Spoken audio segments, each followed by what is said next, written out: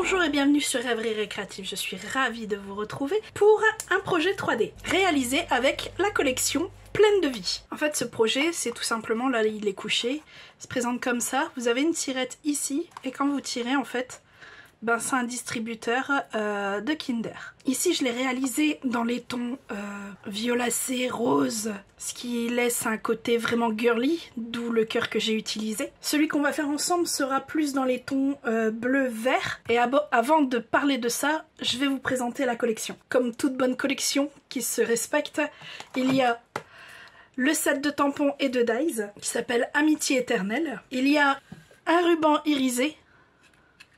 Franchement, il est vraiment magnifique. Des sequins, des gemmes à facettes, là aussi irisées. Et enfin, son lot de papier avec ses couleurs bien vives. Franchement, il y a vraiment de quoi faire. Ah, vous connaissez, hein, moi j'aime bien les couleurs assez vives. Et le dernier élément que je vais utiliser qui ne fait pas partie de la collection, c'est les dies... timbre intemporel, pardon. Parce qu'ici j'avais utilisé nos cercles aérabés. Et ici en fait j'ai également utilisé un petit élément, ce dies qui vient de ce set. Et je voulais vraiment utiliser un autre élément. Donc je vais remplacer le rond par le carré. Tout simplement. Donc si vous voulez réaliser ce distributeur avec moi en papier, il vous faudra, pour la boîte qui recevra les Kinder, un morceau de blanc simple qui fait 29,5 sur 16. Pour le socle, il vous faudra un autre morceau de blanc simple qui fait 6,5 sur 27. Pour la tirette, ça sera le dernier morceau blanc, où il vous faudra un morceau qui fait 13 sur 4,6. Pour la déco de la boîte principale, il vous faudra deux grands morceaux de papier design qui font 10,5 sur 10,5. Pour les côtés, il vous en faut deux qui font 2 de largeur sur 10,5 et un qui fait 2 de largeur sur 9. Pour le socle, le morceau principal, celui-ci fera 11,8 sur 4,3. Il vous en faudra deux qui font 8 de hauteur sur 11,8. Et les deux derniers, ils font toujours 8,5. Là par contre, c'est sur 4,3. Et puis bien sûr, pour la déco, il vous faudra des chutes des deux papiers là ici que j'ai utilisé pour la déco et une chute de blanc simple. On va commencer par le marquage du grand morceau et pour ça, dans les 29,5, on va faire un pli à 2,5, à 13,5, à 16 et à 27. Une fois que c'est fait, dans les 16, on va faire deux marques de pli. Un à 2,5 et un à 13,5. Alors on va garder le massicot. Et là on va mettre, vous choisissez un des côtés. On va le placer à 1,5. Et ici on va aller couper jusqu'au 16 sur la longueur des 29,5. Alors une fois que c'est fait, on retourne. On va se caler dans le bas parce que ce sera plus facile. On remet à 1,5 et on refait la même chose. On va jusqu'au marquage des 16. Voilà, normalement vous avez que ce soit coupé des deux côtés jusqu'au 16. On va pouvoir ranger le massicot. On reviendra après avec. On va le troquer contre une règle. Donc, normalement, vous vous retrouvez comme ça. Et ici, notre ouverture, elle sera ici. Donc, je le pivote d'un quart. Donc, notre ouverture, j'avais dit, elle est ici. Donc ici, on vient faire une marque dans nos 2,5 ici pour que ça fasse 4. Et on va faire la même chose vers le haut. Et en fait, ces marques-là vont nous aider à couper. Donc si vous êtes plus à l'aise à suivre des traits, vous venez simplement relier. Donc ici, on va venir couper ici et ici. On va retirer ce carré ici. La bande qu'on a coupée ici et ici. Donc on suit la ligne qui est ici au 16.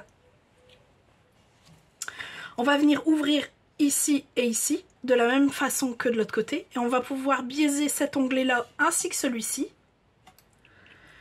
On peut ouvrir ici également.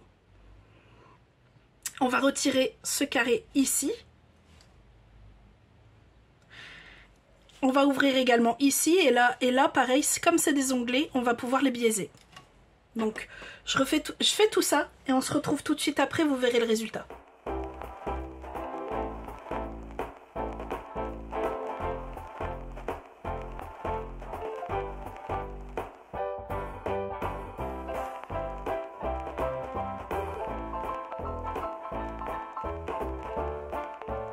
Voilà, vous devez vous retrouver avec ceci. Pour l'instant, on va le mettre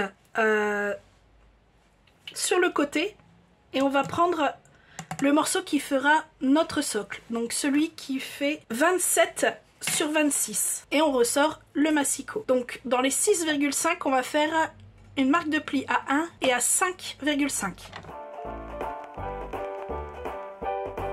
Dans les 27, on va lui faire un pli à 1, à 13, 14 et 26.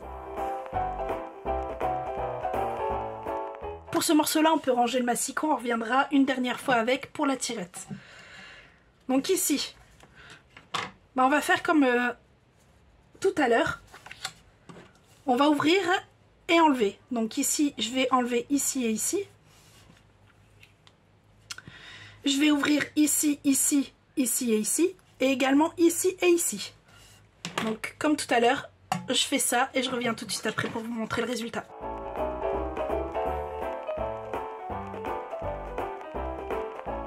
Voilà, vous devez vous retrouver avec ceci. Pareil que l'autre, on va le mettre sur le côté, on va prendre le morceau qui va nous servir pour la tirette. Donc celui qui fait 13 sur 4,6. Comme promis, je ressors le massicot. Dans les 13, on va lui faire qu'un seul pli à 0,7. Et dans les 4,6, on va lui faire un pli à 2,3. Alors on va rester avec celui-là. On va simplement venir le plier dans son milieu. Et une fois que c'est fait, on va y venir mettre de la colle au milieu pour pouvoir le refermer. Ce morceau, une fois que c'est sec, on va pouvoir venir l'habiller. Avant ça, on va pouvoir même venir plier ici au 0,7. Et j'avais d'ailleurs oublié de vous préciser ce morceau de papier. Dans tous les cas, vous retrouverez le schéma avec tous les éléments de papier qu'il vous faudra sur le blog. L'adresse est en barre d'infos. J'avais oublié de vous préciser que ce morceau, bien sûr, il fait 2 de largeur sur 12 de longueur. Une fois qu'il est collé, on va venir avec ce dies aussi, qu'on retrouve dans le set timbre intemporel, pardon. Et on va venir, là vous avez la butée, et on va venir le placer ici comme ça. Et on va le sortir, on va le passer dans la machine. Alors surtout, n'hésitez pas de faire plusieurs allers-retours, puisque là on a vraiment quand même de l'épaisseur. On a 2 fois du cardstock et moi j'utilise de l'épée en plus. Plus du papier design, ce qu'il faut que les couteaux ils passent à travers tout le papier. Et autre élément, si vous faites comme moi, vous utilisez du washi tape pour faire tenir le dies, faites en sorte que son pouvoir collant soit le minimum possible. Donc ici on va prendre, pour le terminer, ruban et gemme à facettes. Donc on prend un morceau de ruban.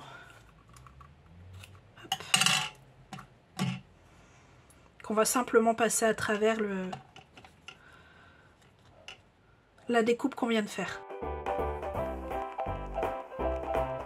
Voilà, une fois que on arrive à ça, on va pouvoir redimensionner le ruban parce qu'on n'a pas besoin de tout ça. Et petit élément en plus, qui n'est pas indispensable, hein, mais je trouve que ça fait joli. On va prendre un grand gemme et le poser juste en dessous. Donc la tirette, elle est finie, on va pouvoir vraiment la mettre de côté jusqu'à la fin. Et on va venir avec notre socle. Et c'est papier design. Et là on va venir marquer les plis. Celui-ci, normalement, je vais le mettre en forme tout de suite, comme ça sera plus simple.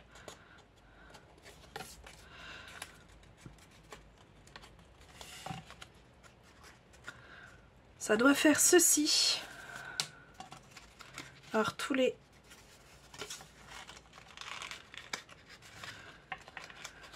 Hop, on va y arriver.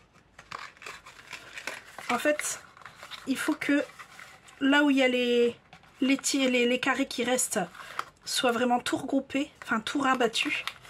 Et il ne reste plus que ces trois là où on va venir mettre de la colle et on va rabattre.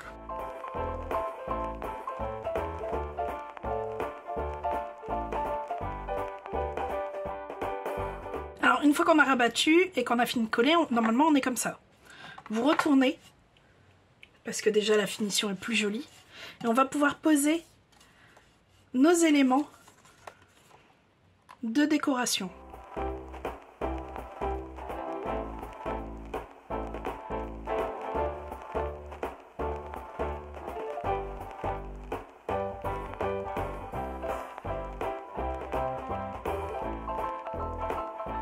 Voilà, notre socle, lui, est terminé. On va pouvoir passer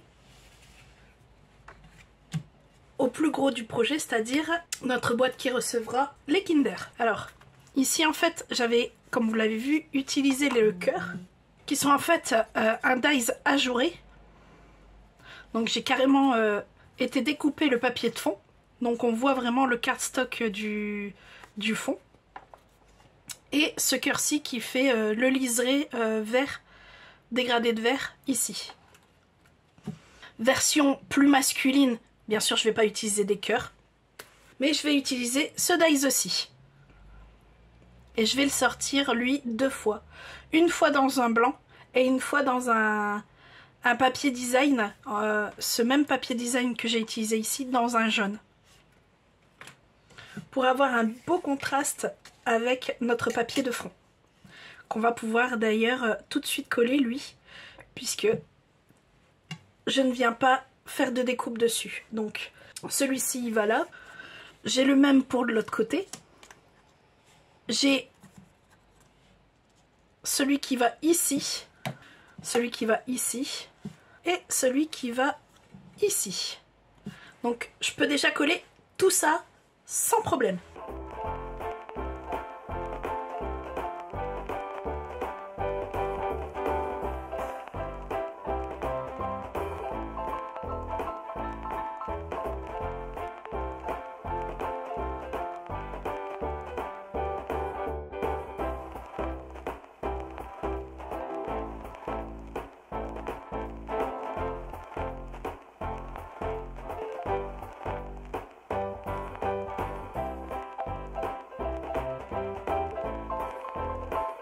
Alors en posant les papiers design, je me suis rendu compte que je m'étais trompée en faisant mes marques de plis. Comme quoi, c'est pas parce qu'on fait énormément de scrap qu'on fait pas d'erreur. Mais j'ai réussi à rectifier le tir. J'aurais pas à tout recommencer, ça c'est super. Donc une fois que ça c'est fait, on a 2 solutions. Soit on monte tout de suite la boîte et on décore après, soit on décore et après on monte la boîte.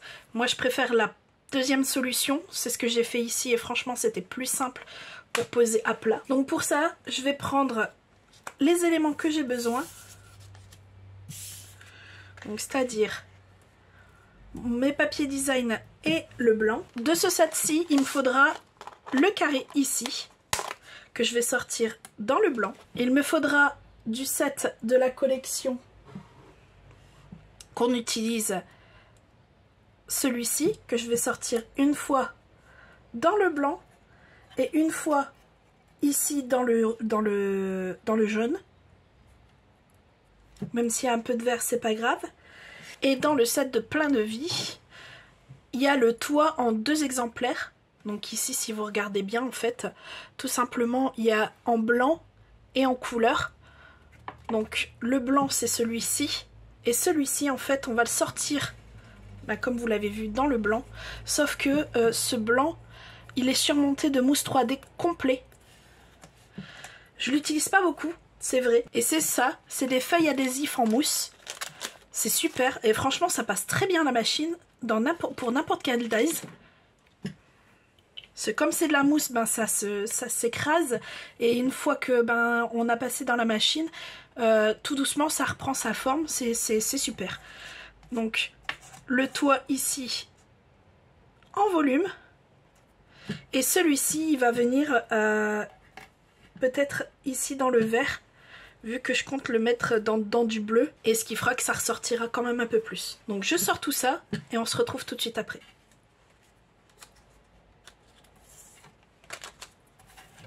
Voilà, on a tous nos éléments de sortie.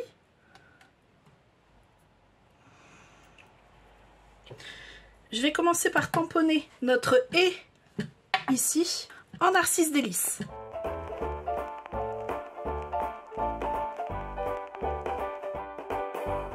Alors une fois que c'est fait, on va prendre nos toits. Et je vais venir coller celui en vert sur le blanc.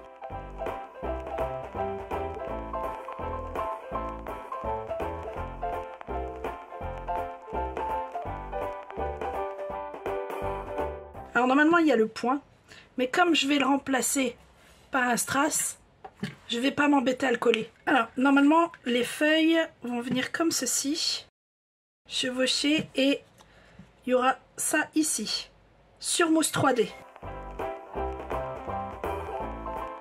Je vais reprendre un petit morceau de ruban. Alors j'ai retiré les protections des mousses 3D.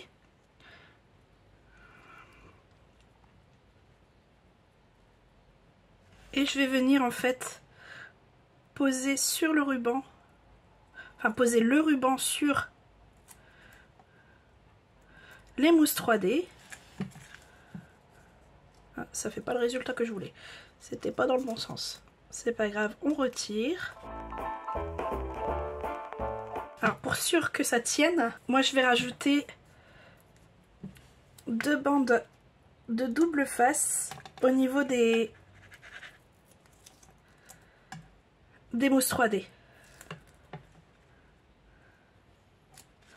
Déjà, ça fera bien tenir le ruban et en plus, ça tiendra beaucoup mieux aussi sur le support. Donc lui, il est bon. On viendra le redimensionner une fois qu'il sera posé. Donc on vient mettre, en sachant qu'il va être quelque part ici.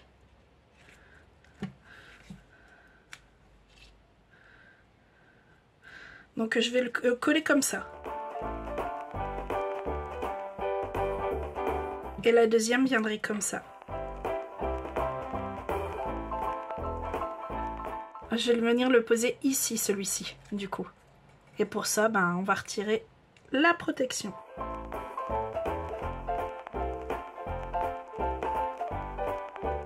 Donc il me reste plus qu'à mettre le toit. Et là je vais faire comme j'ai fait ici, c'est-à-dire je vais prendre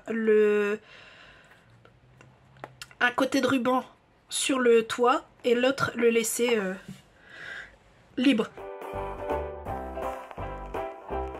Alors notre déco est pratiquement finie, il reste plus que les gemmes à facettes. Donc là je vais en prendre un grand pour mettre sur le i comme j'avais dit tout à l'heure. Je vais en mettre un petit ici et un dernier ici, on va dire ça. Alors on va pouvoir venir assembler la boîte.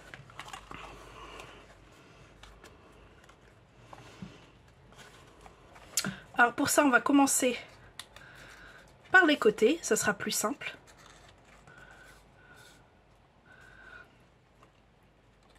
Donc je vais mettre de la colle ici. Oh.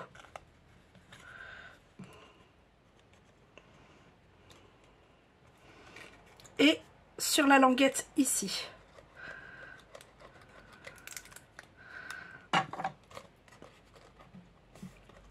On vient rabattre.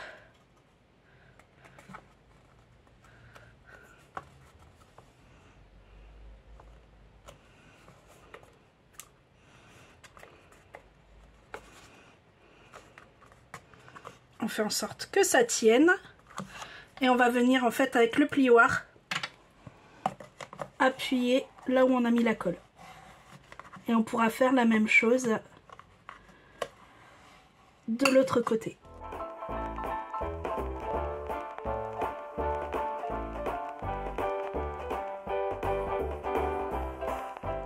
Et une fois qu'on est ici, ouais, en fait celui-ci, et je me suis fait avoir aussi la première fois, il faut le retirer. Hein? Quoique, attendez, que je dise pas de bêtises. Si, faut le retirer. Bon, comme d'habitude, hein, comme je vous ai dit tout à l'heure, dans tous les cas, vous aurez le schéma exact sur le site et l'adresse est en barre d'infos.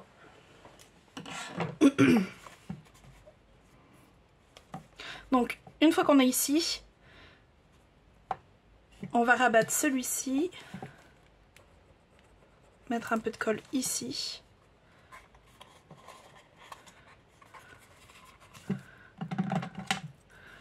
Avec le plioir, on vient appuyer dans le fond. Voilà. Et on vient mettre de la colle sur celui-ci.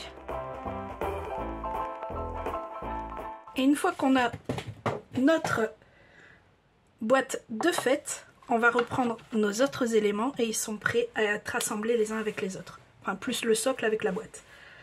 Donc pour ça, on reprend notre colle, on en met bien ici. Faites en sorte que ce soit vraiment bien collé, hein, parce que ça va avoir du poids. Alors ici, c'est bien collé, reste plus qu'à le garnir. Alors dedans, on peut en mettre 9. Et pour ça, en fait, on vient avec nos Kinder et on vient les mettre comme ceci. Et le dernier, on va venir glisser notre tirette en même temps que le Kinder. Et voilà, le tour est joué, c'est garni. Et avec cette dernière action, notre projet est terminé. J'aime bien ce projet parce que, comme d'habitude, hein, c'est comme ça pour offrir sans raison particulière, mais on peut faire ça pour Noël, Pâques, un anniversaire. C'est vraiment polyvalent et je trouvais que cette collection là s'y prêtait plutôt bien pour un cadeau comme ça avec le et toi. Dans tous les cas, j'espère que vous avez aimé ce projet. Si c'est le cas, n'hésitez pas à mettre un petit pouce ou un commentaire.